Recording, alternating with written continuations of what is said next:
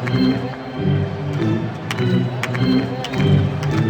he's just been kind of criminally overlooked his entire life at every turn, but he never kind of took it personally. He always just did his thing, and he rose above.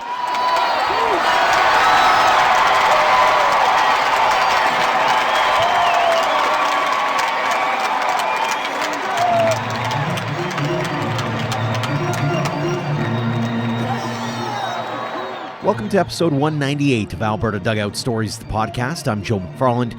The Calgary International Film Festival will have a baseball flavor to it this year. It Ain't Over takes a look at the life and times of New York Yankees great and Hall of Fame catcher Yogi Berra. Famous for his on-field play as well as his wit, humor, and Yogiisms, Berra was also misunderstood. Director Sean Mullen tries to set the record straight by chatting with Berra's granddaughter Lindsay, as well as former teammates, sports writers, and admirers like Billy Crystal. Our Ian Wilson wrote a story recently about his chat with Mullen, and here now is that conversation. Sean, welcome to the podcast. Oh, hey, thanks for having me. Why don't we start with your initial involvement in this project? How did this come to pass for you? So I was approached by the head, kind of the lead producers. The initial producers were a father-son duo, or are a father-son duo, Peter and Mike Sobolov. They had been involved with me in the previous project. They had financed my first scripted narrative feature film was a film called Amira and Sam that I wrote and directed back in 2015. They had been involved with that. And so they wanted to work on something else. And I was finishing up a different documentary at the time. This would have been summer of 18, so 4 years ago. Okay. I got a call from them saying, hey, we have access to the Berra family. They knew the Berra family through some charity events through the Yogi Berra Museum in New Jersey, a golf event in particular. And they just called me up and said, there's never been a documentary made about Yogi, and we have access to the family. Would you be interested in directing it? And, I'll be honest, my initial take was like, well, he sounds like too perfect of a guy. Like, I don't know what the narrative is, what's the story, what's the drama. I don't know if there's a movie in there. He's a fascinating guy, but, what's kind of the hook? So I asked for a little bit of time. I did some research, and I found a really great book about his story and his life, and but he's just been kind of criminally overlooked his entire life, and at every turn. But he never kind of took it personally. He always just did his thing, and he rose above. And so I said yes, and came on board in summer of 18. We didn't start shooting probably till spring of 19, and we really gathered steam going into early 2020, and then of course shut down for a year because of COVID, and then popped back up in 2021 for a bit, and then just finished up. And film's out, getting ready to get out into the world here soon. That's great. Tell me, with a guy like Yogi Berra, like Hall of Fame catcher on the most famous baseball team in the planet, one of the most famous brands on the planet. There's just such a volume of information and documentation, video, film, archival material. Was that daunting at all, kind of, almost having information overload at all, or? Yeah, absolutely. I mean, especially when, you start doing, I'm sorry, I had an alarm to go off. When you start, anytime you take on a documentary about someone's life, especially someone like Yogi Berra, there's just so much information to sift through. And the very first thing kind of did was take a step back. And, my creative co-producer on the film, Michael Connors, is my partner, my creative partner for years and years with 5 Bay Productions, my production company. And so he came on board really quickly, and we took just a big 30,000 foot view of Yogi's life and these kind of key events. And then we broke, like any kind of, filmmaker would do, we broke it down 3 acts. And that's where the kind of like the writing, people get confused a little bit. Oh, you write a documentary. Well, I'm not writing the interviews. I'm not writing what people are saying. But what I do write is the structure. And I broke his life down into 3 acts, and then even further into 8 sequences. Essentially, we broke his life into kind of these 8 sequences that feed the overall structure. And so once we had that kind of dictated what we could kind of keep in and leave out. And so it made the process a little bit easier. It also made it a little bit easier to communicate with my editor, Julian Robinson. I have an incredible editor. The film was very well edited, and it wouldn't be as strong if Julian was not involved. But being able to go to Julian and say, hey, these are the 8 sequences we're going to, focus on, made it a lot easier when it came time to sift through archival and stuff like that, as well as thinking up all of our interviews, which we did a ton, over 50 or 60 interviews. So, did you ever come to a point in the project where you're like, okay, we got to stop, like in terms of the information gathering portion? Yeah, no, there always comes a point where, you can tell the story forever, but no, I think, once we came out of, when we went into COVID, we probably had shot maybe, oh goodness, I don't know, 60 or 70% of what we needed. So we still needed about a good solid third of the film as far as interviews and stuff. And so as soon as we came out, our first interview out of the pandemic was Billy Crystal. He was our first interview out in March of 2021. And we, the interview went so well. I mean, it's at his backyard here in LA, and we talked we talked Yogi specifically for, over 90 minutes. And I mean, that could have been a documentary, just cut that 90-minute interview. I mean, he was so incredible. I mean, we probably used maybe 3 or 4 minutes of him in the movie. But as soon as that interview, that was definitely a point where I was like, I went back to my producers. I called my producers after that interview. I said, okay, we're on the downhill slide. I mean, I think, this is a huge piece of, of the puzzle that is now in place. And so we just, wrapped up. And then the final person we ended up interviewing was actually Hal Steinbrenner, George Steinbrenner's son, who owns the Yankees. I was in some of the research I did, I found it interesting that, Steinbrenner was one guy who issued a public apology to Yogi, which seemed very un-Steinbrenner-esque. No, it was rare, but there was a lot of pressure. DeMond was putting pressure on him, and we get into it in the film. But it's not something. It's not some people like Steinbrenner weren't known to admit they were wrong. So so I think there's some undercurrents of kind of the current political climate as well, where there's a kind of a good feeling in that moment. Yogi was such a celebrity and a cultural figure. Like you just say the name Yogi, and I think most people know exactly, where you're going with that. Did that persona kind of, and that almost a caricature of who he was, did that overshadow who he was as a ball player and also as a human being? Well, yeah, I mean, that was really the end, that was kind of the real engine that we got a hold of very early to help drive our narrative, is this idea that his personality overshadowed what he did on the diamond. I mean, he was an incredible baseball player. I mean, not just the 10 World Series rings, but just 7 years. There's a stat that's not in the film, and so I like to say it, when I'm talking about the film. But 7 years in a row, he finished in the top 4 for MVP voting. That's only happened one other time in the history of baseball.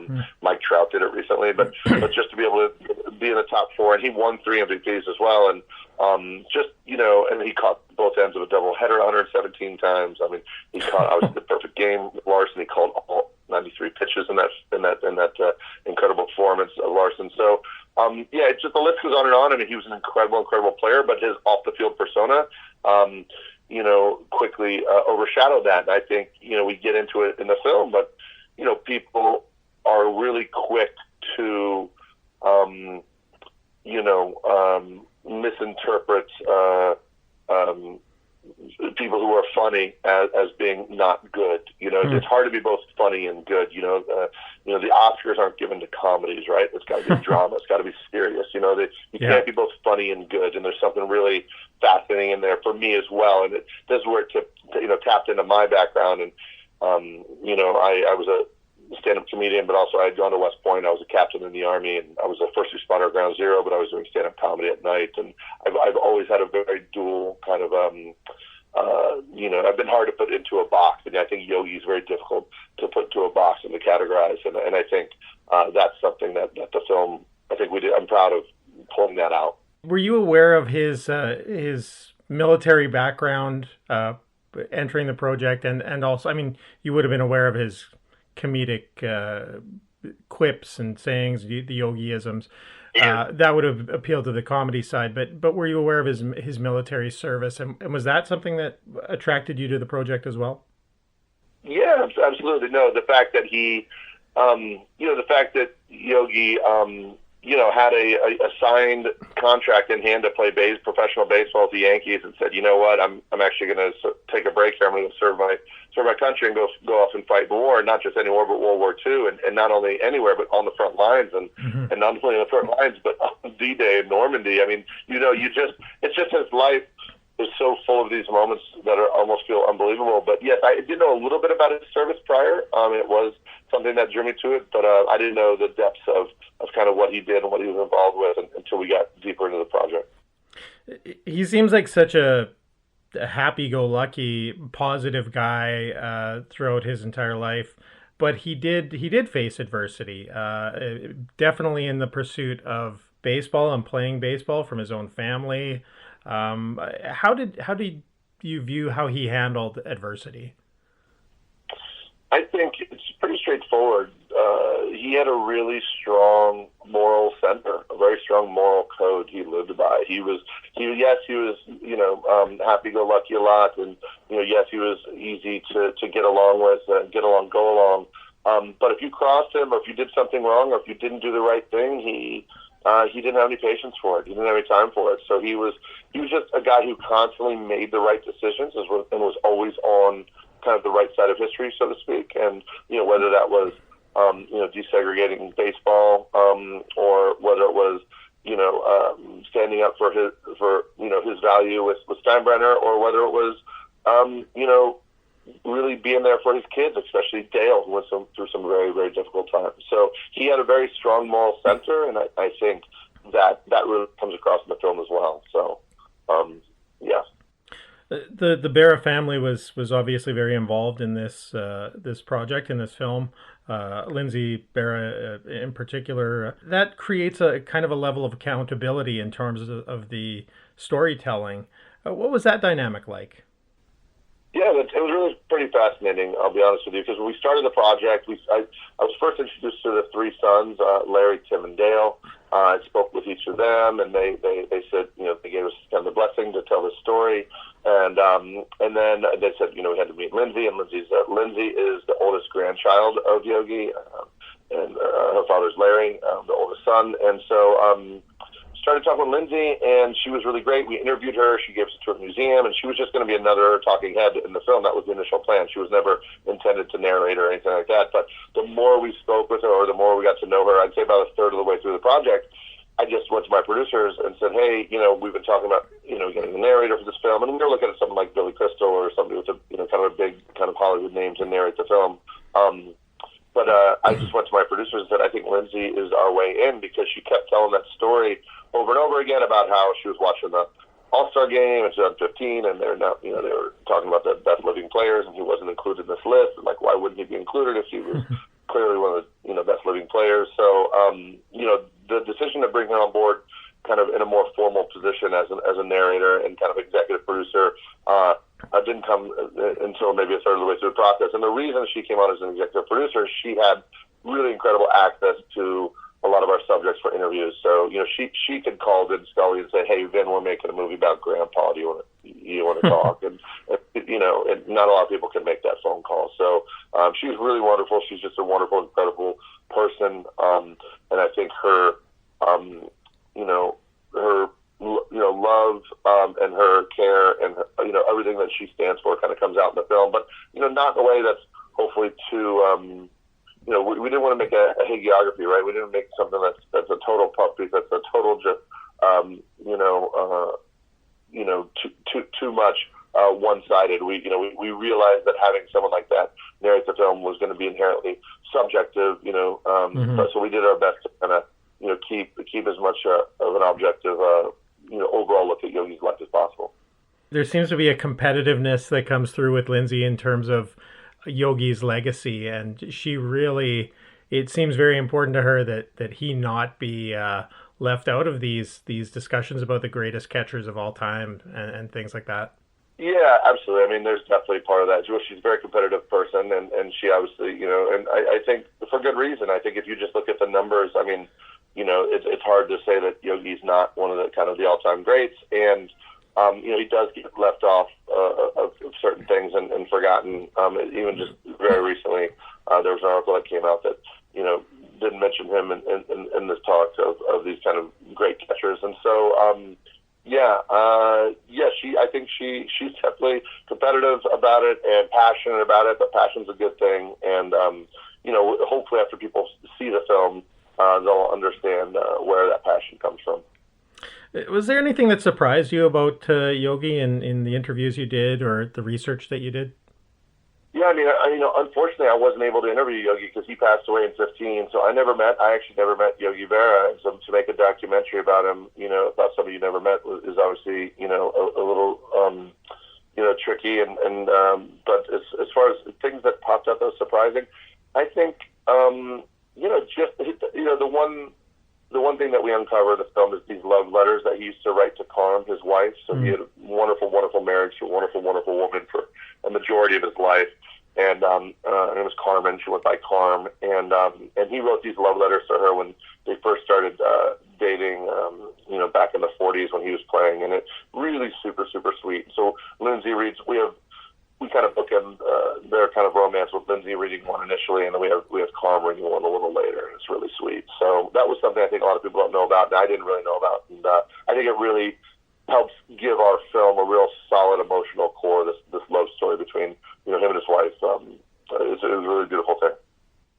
Are you a sports fan, a baseball fan at all? Or was that a natural draw to you, or no? I did grow up. I'm originally from Indiana, and then when I was 9 years old, I moved to Boca Raton, Florida. So I bounced between Indiana and Florida as a child.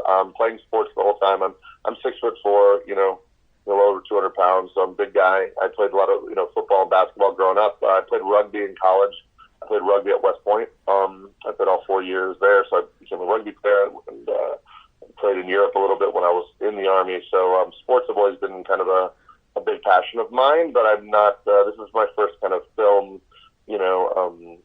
that deals with sports in any way. So I thought it was a pretty natural overlap. So I was able to talk about. I think I did a pretty decent job of talking about baseball in a way that insiders would know, but also wouldn't alienate outsiders. It's very important for us to not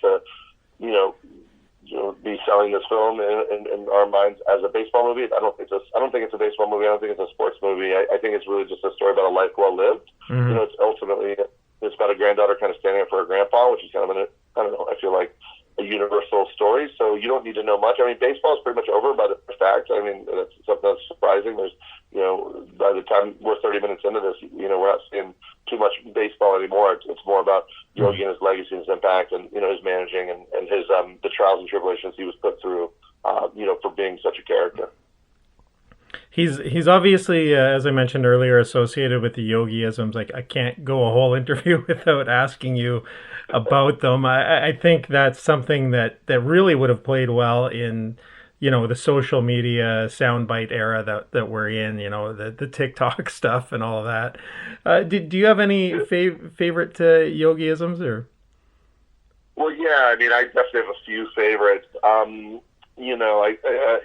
For me, he was talking about one of his favorite restaurants, and he says nobody goes there anymore; it's too crowded. And I just, to me, is that so perfect. It just encapsulates so many things in such a simple Yogism. So I like that one. When you come to the Fork in the Road, Take It is a big one. There was one, he was driving his family. I guess I like more the philosophical ones that make you think a little, and which the real Yogisms are all of those. But he was driving his family one time, and Carm, his wife, said they were lost, and he said, "Yeah, we're lost, but we're making great time." and so, like, I don't know, that to me is just really, really great. Makes you think. And we have a whole segment of the film where we go through them all and kind of break them down, which ones are real. And another famous one is I didn't say all the things I said. So it's really, which is true, isn't it? It's a really fun section. I had been told by numerous people that he's the second most quoted American outside of Mark Twain, but we couldn't get documentation. I couldn't get documentation for that anywhere, so it's not that little. That's not in the film. I didn't want to put it in the film. I couldn't, verify. Right. Well, I respect the intellectual honesty with that. That's it's good you had checks and Yeah. balances there. Um, Now you're bringing this film to the Calgary International Film Festival. Why this particular film festival? And have you had experiences in Calgary before, or just tell us about coming to this neck of the woods? No, I haven't, and I haven't. I've been to Canada a few times. The film premiered at Tribeca Film Festival in New York in June, and then went to Nantucket, and we won the two top awards at Nantucket, the Best of Fest award as well as the Audience Award. And now we're slated to play a bunch of festivals this fall, and then it'll be released probably, most likely, it's not official yet. We've got some interest from some key distributors, which is exciting, and so we're negotiating a distribution deal as we speak, and so hopefully it'll be distributed in early 2023. But as far as Calgary, I've never been, and this is probably something I shouldn't be saying if this is going to be on a podcast. Probably not do great, but I about back in 2015, 16. Well, as a kid, I grew up watching a lot of hockey and loving sports, and I was a bit of a Gretzky fan, just as everybody was, and had no idea where Edmonton was, and so it felt like the other end of the earth. And I actually shot a documentary a few years ago where I made a few trips to Edmonton, and so I ended up starting rooting for the Oilers, actually. So I don't know, so the only thing I know about Calgary, really, other than it being such a beautiful, incredible place, is that rivalry has been really heated, and between the Oilers and Flames, and I'm excited to get on up there and see it in person. So. Well, I'll let you know you're in safe hands there because I'm living behind enemy lines. I'm an Oiler fan living in Calgary, and well, there we go. Yeah, right. I didn't. Wow. I hope I didn't out you there. But, no. Yeah. I fly that flag. I like the banter that comes along with that. But no, the guy that I co-created Alberta Dugout Stories with, he's a Flames fan, so we balance each other out that way. Oh, that's great. Yeah, I don't know, something about the Oilers. I've been rooting for them ever since 17. So that's 4 or 5 years. I know I live in LA. I mean, the Kings are here, but I don't know. There's something about that team and Connor McDavid. And I don't know. They've been really fun to root for. So, but I know Calgary is obviously incredible, and I'm excited to get up there. I heard it's gorgeous. So I'm going to try to make it out for it. I'm shooting 2 documentaries right now, which I can't really talk too much about, but they're both have pretty intense production schedules. So I don't know if I'm going to be able to get up to the festival, but I really hope the timing works out to get on out there. So I'm just looking forward to it if I can make it. Good stuff. Well, I have to ask you now: who did you cheer for, the Kings or the Oilers in that series? All in on the Oilers, absolutely. Oh, okay. Yeah. All right. So you're living behind enemy lines down there. Yeah, I am. I am a little bit, but that's fine. But LA is a weird sports town. We can get into that in another podcast. I don't know. Not a lot of. I don't know. Anyways, that's another conversation. No, that's fine. That might be another documentary down the road. So. Yeah. Well, I won't keep you too much longer. I did want to ask you. Mainly, what do you want people to take away from It Ain't Over? What is when they walk out of the screening of watching it? What do you want them to be feeling and thinking? The best compliment we got. So we got the film premiered at Tribeca Film Festival in New York. We had 1,000-seat, opening night or afternoon, theater where we got a standing ovation. It was a really incredible experience. It was a really once in a lifetime experience to experience something like that. And in the after party, people coming up and talking about the film. And this one man came up to me, and he seemed like a really nice guy. And he said, I've been married for 26 years, and I love my wife, and we're really great. He goes, but your movie made me want to be even better to her. And I was like, well, that's, if you can put something out in the world where it inspires people to maybe just be a little better in their lives, do things a little, maybe come up with their own kind of moral code that is positive and geared towards, kind of those eternal things, of treating people well and just being a good person. If people can walk away from the film with that, we'll have succeeded. And the fact that people already are makes me feel like I've already succeeded. So that's quite the compliment. Was there anything on a personal level where you felt that compulsion as well? Oh, to live my life a little better? Yeah. Yeah, I mean, I think I've had that compulsion for decades. I'd like to live my life a little better, but no, I mean, kidding aside, yeah, oh, absolutely. I think Yogi did inspire me to, take stock of where I'm at, and to just, just to always do the right thing. I mean, a lot of what I was taught at West Point, you always choose the harder right over the easier wrong, and we have all these mantras from going to school at the United States Military Academy that overlaid with Yogi's kind of worldview. So it was kind of nice. I think it just reignited, maybe recrystallized some of those worldviews that I was taught decades ago, and I'm excited to bring them to a whole new generation of fans. And again, you don't even need to be a baseball fan. You don't need to be a Yankee fan. You just need to be a fan of life, really. That's it. Well, that's it in terms of the questions I had for you, but thanks again for your time. If you had any closing thoughts or anything like that, feel free. Now's the time to go off the board, but thank you so much for your time. Yeah, no worries at all. No, I just, thank you. I'm just excited to see, how the film plays in Canada and how it gets received. I don't know. I know there's some baseball up there, as and obviously in certain areas, but I'm excited to get it out to the world, and I just hope that people will walk away from this, going through an entire emotional experience. I mean, it's about 95 minutes, but there are highs and there are lows, and you get sucked in emotionally, and that's all I'm hoping happens. And I just am excited to be up in Calgary, and I'm so thankful that you all want to see the film. Excellent. Well, thanks again, Sean. I hope you have a great day, and we'll hopefully connect with you if you can make it up to Calgary as well. Okay, that sounds wonderful. Hey, go Oilers, right? Yeah, there you go. Go Oilers. Take care. No, okay. Bye-bye. Thanks for your time, too. Thanks again to Sean Mullen for joining us this week, and thanks to all of you for downloading and listening. If you haven't already, leave us a rating and review on your podcast app to help spread the word about ADS. We'd also like to tip our cap to our Platinum supporters for all they do for us and for baseball in Alberta. The Okotoks Dogs have been named the hosts of the 2023 WCBL All-Star Game after hosting a very successful event this past summer. Learn more at dogsbaseball.ca. And AHP Academy is devoted to driven athletes. Taylor Burns and company are also expanding in big ways. Check them out on social as well as ahpbaseball.com. Until next time, thank you for all your support online, on social, and on air of Alberta Dugout Stories.